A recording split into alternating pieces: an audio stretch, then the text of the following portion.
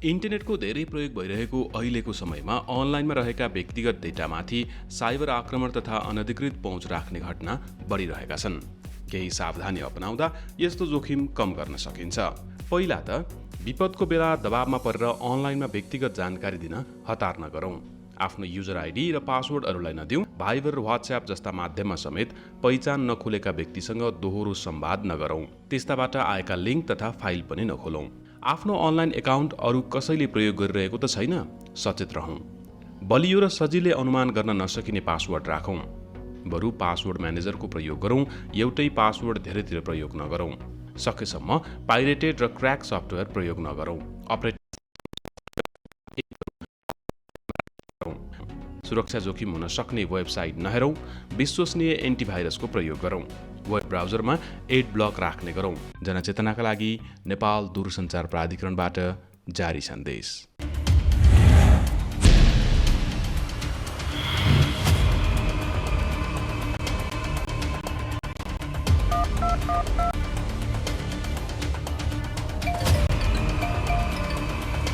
नमस्कार। कार्यक्रम कोभिड हटलाइनमा यहाँलाई हार्दिक स्वागत छ। कार्यक्रमको साथमा उपस्थित छु म केशव घिमिरे। नेपाल दूरसञ्चार प्राधिकरण र नेपाल टेलिभिजनको संयुक्त प्रस्तुति कार्यक्रम कोभिड हटलाइन यहाँहरूमाझ प्रत्येक दिन आउने गर्छ र कार्यक्रममा हामी तपाईँका जिज्ञासा, गुनासा र समस्या लिएर आउने गर्छौँ र तिनको समाधानका लागि सम्बन्धित निकाय समक्ष पुर्याएर मध्यस्थकर्ताको भूमिका निर्वाह गर्ने गर्छौँ। दर्शकवृन्द, आज शनिबार। आजको श्रृङ्खलामा हामीले यो साता प्रसारण गरिएका महत्त्वपूर्ण विषयवस्तुमध्येबाट दुईवटा विषयवस्तु तपाईँमाझ प्रसारण गर्ने गर्छौँ। आजको श्रृङ्खलामा प्रवेश गर्नुभन्दा पहिले तपाईँले गुनासा र समस्या पठाउने माध्यम यहाँनिर राख्दैछौँ। कार्यक्रम कोभिड हटलाइनमा कोरोना भाइरस कोभिड-19 का कारण सिर्जना भएका विभिन्न समस्या वा गुनासो राख्नका लागि सम्पर्क माध्यमहरू: फोन, एसएमएस र भाइबरका लागि 98 427 49 075, Facebook NTV response, email ntvcovid19response@gmail.com। तपाईँ पनि यी माध्यम प्रयोग गरेर आफ्ना जिज्ञासा, गुनासा र समस्या हामीमाझ पठाउन सक्नुहुन्छ र तिनको समाधानका लागि हामी 24 घण्टा तपाईँको साथमा छौँ। तपाईँले पठाउनुभएका समस्याहरू सम्बन्धित निकाय समक्ष पुर्याएर त्यहाँबाट केही निकास निकाल्ने मध्यस्थकर्ताको भूमिका हाम्रो रहने गर्छ। दर्शकवृन्द, आज शनिबार भएकाले यो साता प्रसारण गरिएको केही महत्त्वपूर्ण विषयवस्तुबाट एउटा विषयवस्तु आज हामीले तपाईँमाझ राख्दैछौँ। खास गरी नेपालमा कोरोना भाइरसको नयाँ स्वरूप देखिएपछि यसको खतरा कतिको छ, यसबाट जोगिनको लागि थप कस्तो खालको सतर्कता अपनाउनुपर्छ र यो भाइरस परीक्षणका लागि कस्तो खालको ल्याबहरू आवश्यक पर्छ, यस विषयमा केही जिज्ञासाहरू हामीमाझ आएका थिए र यो जिज्ञासा सम्बोधनका लागि हामीले शुक्रराज ट्रपिकल तथा सरुवा रोग अस्पतालका डाक्टर जो निर्देशक हुनुहुन्छ उहाँ सागरराज भण्डारीसँग हामीले कुराकानी गरेका थियौँ। अब क्रममा निर्देशक डाक्टर सागरराज भण्डारीसँग गरेको कुराकानी तपाईँमाझ प्रस्तुत गर्दैछौँ। डाक्टर साहब, स्वागत छ यहाँलाई कार्यक्रममा। नमस्ते, धन्यवाद। विशेष गरी मैले भूमिकामा पनि जोडेँ। नेपालमा हिजो 3 जना व्यक्ति जो बेलायतबाट आउनुभएको थियो, उहाँहरूमा नयाँ प्रजातिको कोरोना भाइरस प्रमाणित भएको छ। अब यहाँहरूले यो विषयलाई कसरी हेर्नु भएको छ र यसले एक किसिमको चिन्ता त थपिदियो होइन? हजुर, एउटा चिन्ता पनि छ। मुख्य कुरा के त भन्दाखेरि विगत 10-11 महिनाको अवस्थामा एउटा केसबाट अहिले हाम्रो नेपालमा झन्डै 2.25 लाख केसहरू चाहिँ भइसकेको अवस्था हो र यो 2-3 हप्ताको के अरे यो भित्रमा हामीले यो कोरोना भाइरसको नयाँ प्रजाति भनेर जुन अहिले डेभलप भएको यो 2 हप्ता यो 2 महिना अगाडि नै यो जुन लन्डनको मा पत्ता लागेको भाइरस हो, त्यसको केही स्ट्रेन्सहरू त्यहाँबाट युके रिटर्निजहरूबाट नेपालमा प्रवेश गरेको भन्ने चाहिँ भनिएको छ।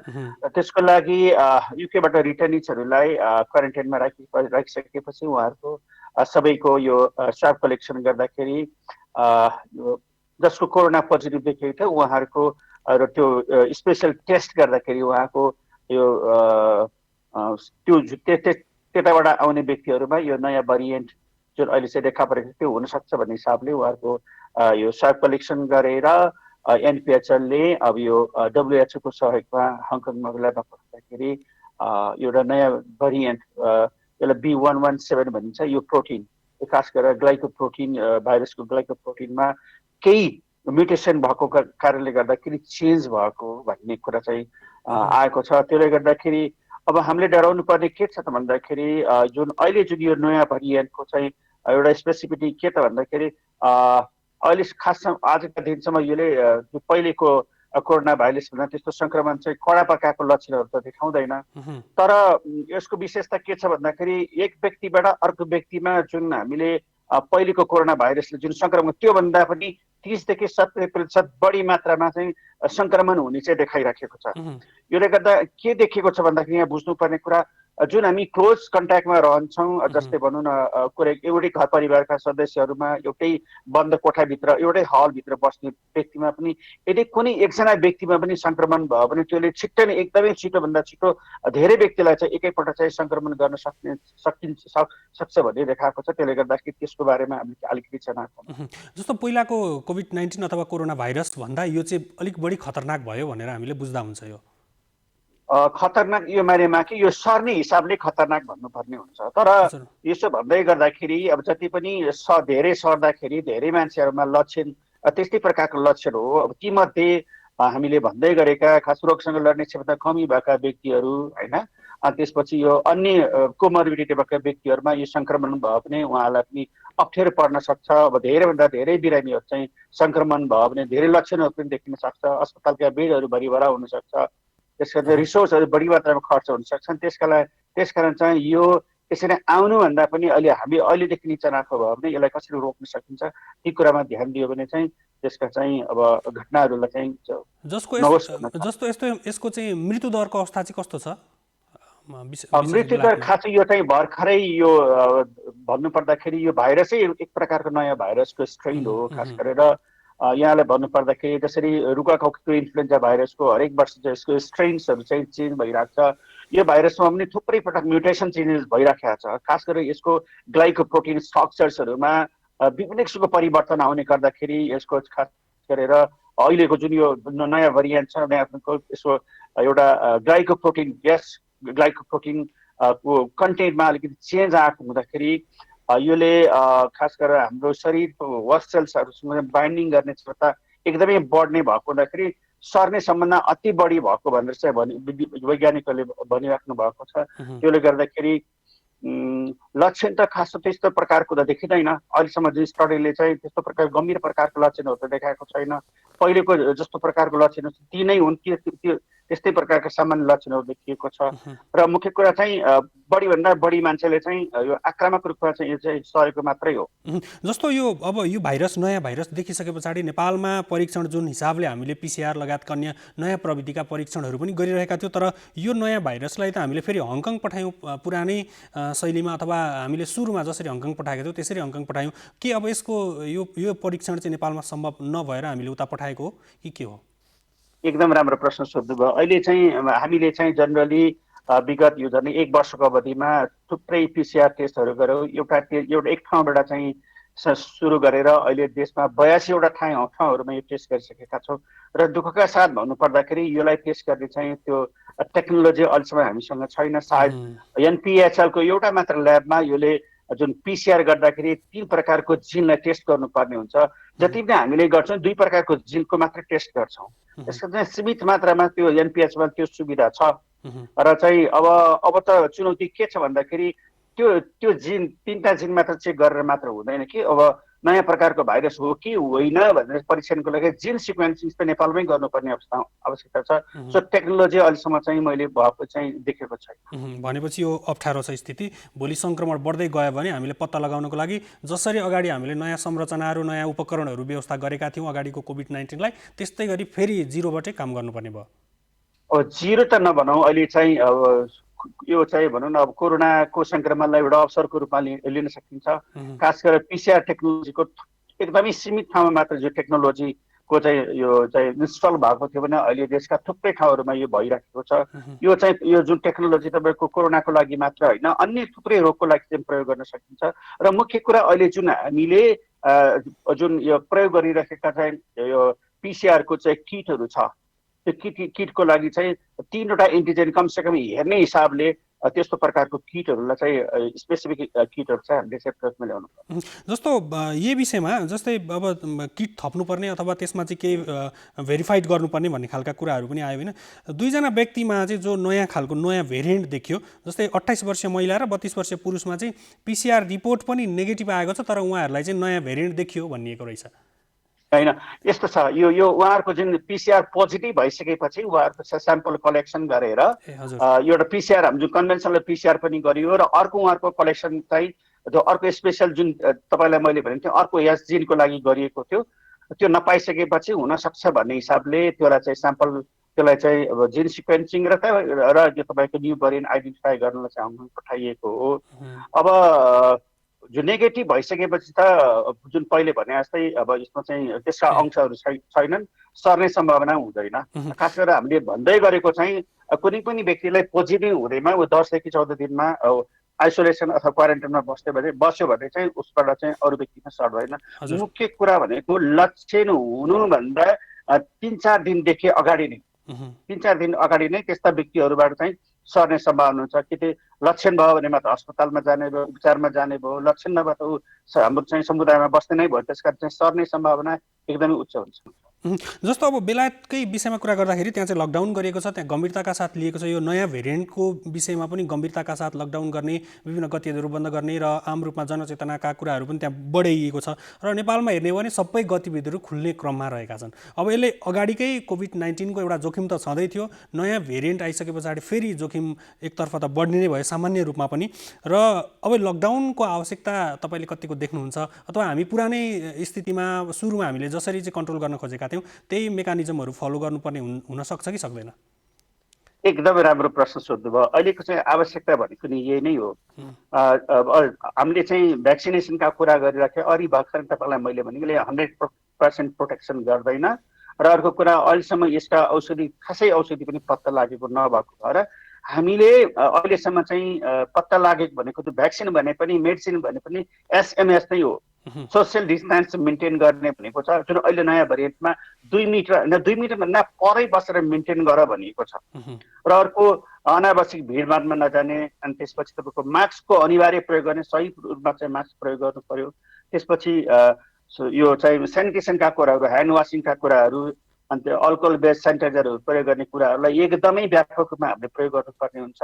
र जति पनि लक्षण भएका अथवा त्यस्ता शङ्कास्पद व्यक्तिहरूलाई क्वारेन्टाइनमा राख्ने, यदि त्यस्ता व्यक्तिहरूको चाहिँ टेस्ट भएको अवस्था यदि पोजिटिभ भए पनि उहाँहरूलाई आइसोलेसनमा यी 5वटा चिज जस्तै अनि अर्को भ्याक्सिनेसन, यी चिजहरू 1, 2, 3, 4, 5, 6 चिजलाई ध्यान दियो भने यसबाट बच्न सकिन्छ। तर दुःखको कुरा जसरी विदेशहरूमा यस्ता रुल्स रेगुलेसनहरू बनाइराखेको छ त्यो हामी कहाँ यी चिजहरू चाहिँ फलोअप हुँदैन।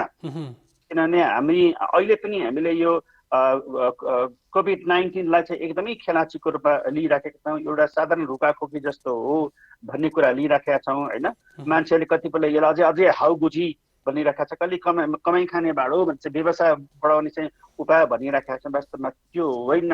यहाँ हामीले देखिरहेका छौँ 24-25 वर्षको मानिसलाई केही पनि नभएको कोभिड-19 भइसकेपछि न्युमोनिया भएर महिनौँ दिन अस्पताल बसेको, दुःख पाएको, 40-45 वर्षको मान्छेले कुनै रोग नभएको त्यस्तो 40-45 दिन बसेर मृत्यु भएको यस्ता घटनाहरू थुप्रै हामीसँग छ। त्यसकारण चाहिँ अब हामीले मुख्य यहाँ ध्यान दिनुपर्ने भनेको अहिलेको समयमा पछिल्लो जुन राजनैतिक माहौलले गर्दाखेरि एकदमै भाषणहरू भयो, तपाईँको र्यालीहरू, आम सभाहरू एकदमै बढी मात्रामा भइरहेको छ। र जुन कोभिड-19 जुन अहिले कोरोनाको नयाँ भेरिएन्ट भनेपछि यसको स्पेसिफिटी भनेको यस्तै क्लोज स्पेसहरूमा जहाँ धेरै मानिसहरू हुन्छ। उदाहरणको लागि कुनै पनि समारोह अथवा भाषण अथवा सभा सम्मेलनमा कुनै पनि यो न्यू भेरिएन्टका चाहिँ इन्फेक्टेड कुनै एउटा व्यक्ति छन् भने उसको बोल्दाखेरि, खोक्दाखेरि, हाच्छुङ गर्दाखेरि यसका जुन भाइरसहरू छ, भाइरस एकदमै सजिलैसँग चाहिँ हावामा तैरियो रहने हुँदाखेरि ती रुमभित्र भएका सबै व्यक्तिहरूलाई एकैपटकमा सङ्क्रमण गर्न सक्छ। र के पनि भनिएको छ यो न्यू भेरिएन्टको चाहिँ खोक्दाखेरि, हाच्छुङ गर्दाखेरि ती व्यक्तिहरूमा भाइरल लोड अति नै बढी हुने छ। जुन पहिलेको चाहिँ कोरोना भाइरस भन्दा यो न्यू भेरिएन्टमा भाइरल लोड बढी भएको हुँदाखेरि भाइरसको डोज बढी हुन्छ। बढी हुने कारणले गर्दाखेरि एक व्यक्तिबाट अर्को व्यक्तिमा सजिलै सर्ने हुँदाखेरि सर्ने सम्भावना एकदम उच्च छ। त्यसकारण जस्तै अब यो जुन सार्वजनिक यातायातका कुराहरू भयो, पसलहरू भयो, यी सबै चिजहरूमा अहिले सिनेमा हल पनि खोलिराखेका छन्, स्कुलहरू पनि खोलिराखेका छन्। त्यसकारण चाहिँ यो खोल्नुभन्दा सबैभन्दा महत्त्वपूर्ण कुरा यसलाई कसरी सुरक्षित रूपमा सञ्चालन गर्नुपर्ने हुन्छ भन्ने कुराहरू चाहिँ विज्ञहरूसँग बसेर चाहिँ सल्लाह गरेर मात्र चाहिँ गर्नुपर्छ। हुन्छ, यहाँको महत्त्वपूर्ण समय र जानकारीको लागि धेरै धेरै धन्यवाद।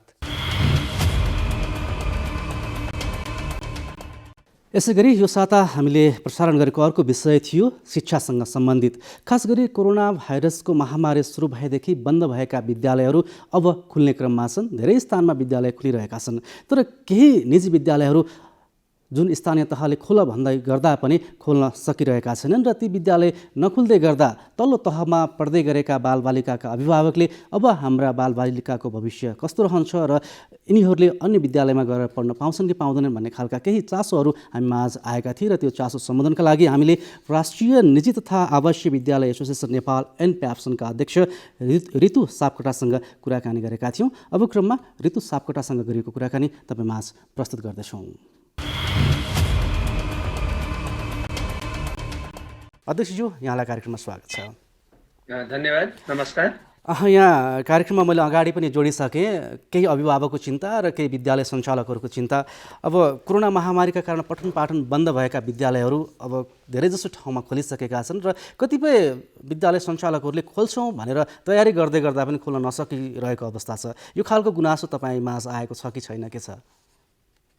धन्यवाद। हामीले सुनेका छौँ विभिन्न विद्यालयहरूबाट विभिन्न स्थानीय सरकारको पहलमा विद्यालयहरू खोल्ने कार्यक्रम, विशेष गरेर मफसलका अधिकांश जिल्लाहरूमा विद्यालय खोलिसकेका अवस्था छ। र काठमाडौँ उपत्यकाभित्रै पनि विभिन्न नगरपालिकाहरूले खोल्ने सहमति र अनुमति दिएसँगै विद्यालयहरू खोलेका छन्। तर काठमाडौँ महानगरपालिकाले अझैसम्म एउटा निर्णय दिन सक्नु भएको छैन। निर्णय नसकेको अवस्थामा विद्यालयहरू तयारी अवस्थामा हुनुहुन्छ। यद्यपि अब लामो समयदेखि बन्द हुँदा व्यवस्थापकीय समस्याहरू छन्, तर विद्यालयहरू चाहिँ खुल्नको लागि तम तयार स्थितिमा रहेको चाहिँ मैले यहाँ चाहिँ सबै साथीहरूबाट जानकारी पाएको छु। र यद्यपि समस्याहरूका बिचमा समस्या त पक्कै हुन्छन्। समस्या आज फेरि विद्यालयको क्षेत्र मात्रै भन्दा पनि सम्पूर्ण क्षेत्रलाई नै असर परेको बेलामा विद्यालय क्षेत्र पनि यसमा जोडिनु स्वाभाविकै हो। र विद्यालय विशेष गरेर पर्यटन व्यवसाय, त्यसै गरी यातायात व्यवसायीहरूलाई भने चाहिँ विद्यालयलाई पनि अलिक बढी नै समस्या परेको देखिन्छ। र विद्यालयहरू यस्तो असहज परिस्थितिका बावजुद जति पनि ठाउँमा विद्यालयहरू सञ्चालन भए हामीले त्यसको समीक्षा पनि आफ्नो तहमा समीक्षा गर्यौँ। यद्यपि हाम्रो चाहना चाहिँ के थियो भने राष्ट्रिय स्तरमै पनि सरकारले पनि त्यो समीक्षा गरिदियो भने नखुलेका ठाउँमा पनि कसरी विद्यालय सञ्चालन हुन सक्छन् भन्ने कुरा अगाडि बढ्न सक्थ्यो। किनभने विद्यालय खुलेको ठाउँमा करिब करिब दशैँपछि धेरै ठाउँमा विद्यालयहरू खुले, त विद्यालय खुलेको ठाउँको समीक्षा हामीले गर्न आवश्यक छ। त्यो विद्यालय खुलेको कारणले गर्दा समुदायमा सङ्क्रमण भयो कि भएन, सङ्क्रमण बढ्यो कि बढेन, अथवा यो कोभिडसँग जोडिएका विषयले चाहिँ विद्यालय खोल्नुको विषयसँग जोड्दाखेरि त्यसले पारेको नकारात्मक प्रभाव छ छैन, यी कुराहरूको समीक्षा गर्ने हो भने नखुलेका ठाउँहरूमा पनि विद्यालय खोल्ने वातावरण बन्छ। अध्यक्ष, यहाँ मैले प्रसङ्ग जोड्दै थिएँ कि जुन खोल्न सरकारले अथवा स्थानीय तहले खोल्न स्वीकृति दिइसकेपछि पनि सञ्चालन गर्न नसकिरहेका केही विद्यालयहरू छन्, तिनको बारेमा तपाईँहरूले के सोच्नु भएको छ, के योजना बनाएर अगाडि बढ्नु भएको छ भनेर जान्न खोजेको थिएँ खासमा। केही विषयहरू यसमा ठोकिएका छन्। विशेष गरेर विद्यालय सञ्चालन हुने भनेको विद्यालय सञ्चालक, अभिभावकज्यूहरू र शिक्षक कर्मचारी साथीहरूको एउटा त्रिपक्षीय एउटा सहमतिमा अगाडि बढ्ने कुरा हो। र त्यसमा फेरि स्थानीय सरकारले आफ्नो अनुगमन गर्ने र आफ्नो अधिकार प्रयोग गर्ने आफ्नो ठाउँमा छ। तर विशेष गरेर सरकार कुनै पनि विद्यालयको चाहिँ तीनवटा पक्ष भनेको सबैभन्दा प्रबल हो। यो तीनवटा पक्ष बालबालिकाको त बालबालिकालाई बोलाउने, पढाउने, सिकाइमा चाहिँ जोड्ने भन्ने कुरा छँदैछ। तर त्यो जोड्नुभन्दा अगाडि शिक्षक कर्मचारी, अभिभावकज्यूहरू र विद्यालय व्यवस्थापनको बिचमा एक किसिमको सहकारी हुन आवश्यक छ। र त्यो परिवेशमा चाहिँ हामीले केही अभिभावकज्यूहरूसँगको सम्पर्कमा विभिन्न विद्यालयहरूले सम्पर्क राख्दाखेरि केही समय अझै चाहिँ बरु यो वैकल्पिक शिक्षण विधिलाई नै अगाडि बढाउनु पो पर्ने हो कि अहिले नै बालबालिका, विशेष गरेर सानो तहका बालबालिकाहरू अहिले पठाउन नपाए हुन्थ्यो भन्ने जस्तो अभिभावकज्यूहरूबाट आइरहँदाखेरि चाहिँ अब विद्यालय व्यवस्थापनलाई थप चाहिँ असहज स्थिति बनेको छ। किनभने अब विदेशमा हामीले सुन्छौँ, विदेशमा चाहिँ आम अभिभावकज्यूहरूलाई चोइस दिएको हुन्छ अरे, तपाईँले फिजिकल्ली बालबालिकालाई पठाउने कि अनलाइनबाट पढाउने भनेर त्यो चोइस दिएको हुन्छ। तर हाम्रो देशमा त्यो चोइसमा पढाउन सकिने स्थिति छैन कि हामीले वैकल्पिक विधिबाटै अगाडि लैजानु पर्ने भयो अथवा अनलाइनबाटै अगाडि लैजानु पर्ने भयो। होइन, भौतिक रूपमा बालबालिकालाई बोलाउने हो भने भौतिक रूपमा आइसकेपछि पछि फेरि अनलाइन पनि यहाँ नआउने बालबालिकालाई गर्ने भन्दाखेरि फेरि खर्चको व्यवस्थापनदेखि लिएर प्रविधिका कुराहरू सबैले अलिकति असहजता निम्त्याउँछ।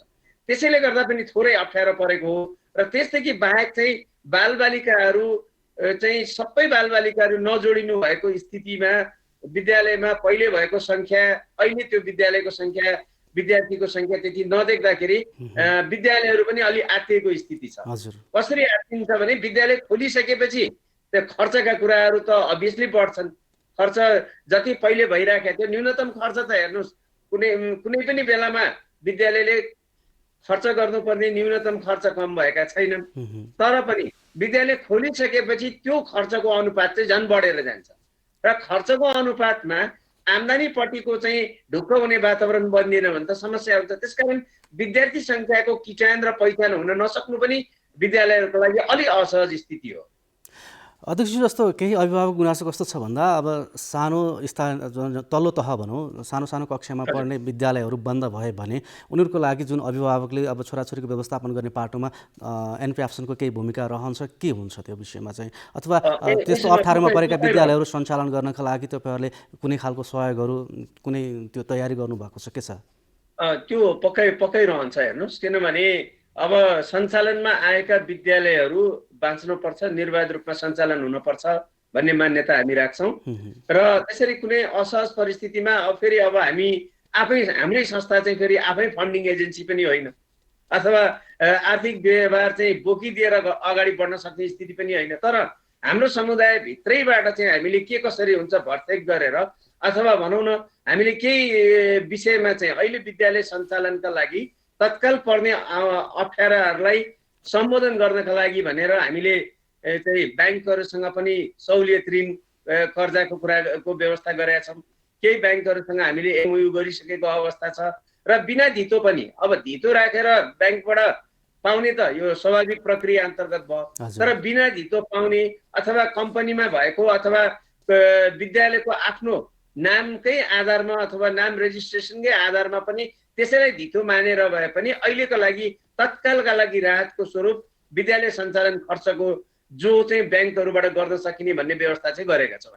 धन्यवाद श्री यहाँलाई समयको लागि।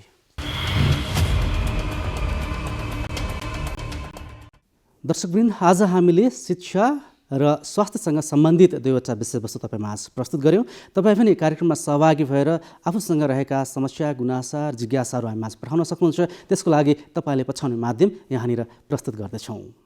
कार्यक्रम कोभिड हटलाइनमा कोरोना भाइरस कोभिड-19 का कारण सिर्जना भएका विभिन्न समस्या वा गुनासो राख्नका लागि सम्पर्क माध्यमहरू फोन, एसएमएस र भाइबरका लागि 98 427 49 075, Facebook NTV response, email ntvcovid19response@gmail.com। अवस्था आजका लागि कार्यक्रम कोभिड हटलाइनको समय यति नै। तपाईँ हाम्रो भेट भोलि फेरि नयाँ विषयवस्तुका साथ हुनेछ। तबसम्मको लागि हामी सबै बिदा हुन्छौँ। तपाईँ भने नेपाल टेलिभिजन हेर्दै गर्नुहोस्। नमस्कार।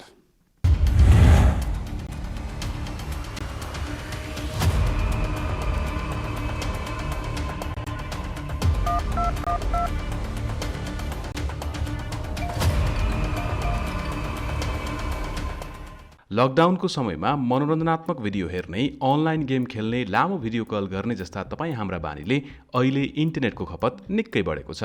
यसरी इन्टरनेट ब्यान्डविथ खपत बढ्दा सेवा प्रदायकको पूर्वाधार र नेटवर्कमै समस्या पैदा हुने जोखिम पनि उत्तिकै छ। जोखिम बढ्दै जाँदा इन्टरनेट सेवा नै अवरुद्ध नहोला भन्न सकिन्न। त्यसैले अहिलेको जटिल अवस्थामा इन्टरनेटको बुद्धिमत्तापूर्ण प्रयोग तपाईँ हाम्रो दायित्व पनि हो। यस्तै किसिमको जोखिमलाई मध्यनजर गर्दै युट्युब, डिज्ने, नेटफ्लिक्स जस्ता माध्यमले लकडाउन अवधिभरका लागि भिडियोको गुणस्तर घटाएर ब्यान्डविथ खपत सीमित गर्ने प्रयास गरिरहेका छन्। जिम्मेवार प्रयोगकर्ताको रूपमा तपाईँ हामीले पनि निम्न कुरामा ध्यान दिएर इन्टरनेट अवरुद्ध हुने जोखिम घटाउन सक्छौँ। प्राथमिकता अनुसार मात्र इन्टरनेट प्रयोग गरौँ। यसरी इन्टरनेटको खपतलाई व्यवस्थित गरी आफू पनि र अरूलाई पनि निरन्तर इन्टरनेट प्रयोग गर्न सहयोग गरौँ। जनचेतनाका लागि नेपाल दूरसञ्चार प्राधिकरणबाट जारी सन्देश।